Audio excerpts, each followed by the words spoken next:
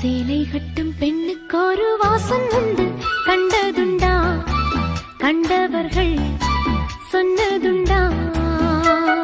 சேலை கட்டும் பெண்ணுக்கு ஒரு வாசம் உண்டு, கண்டு கொண்டே கண்களுக்குள் பள்ளி கொண்டே.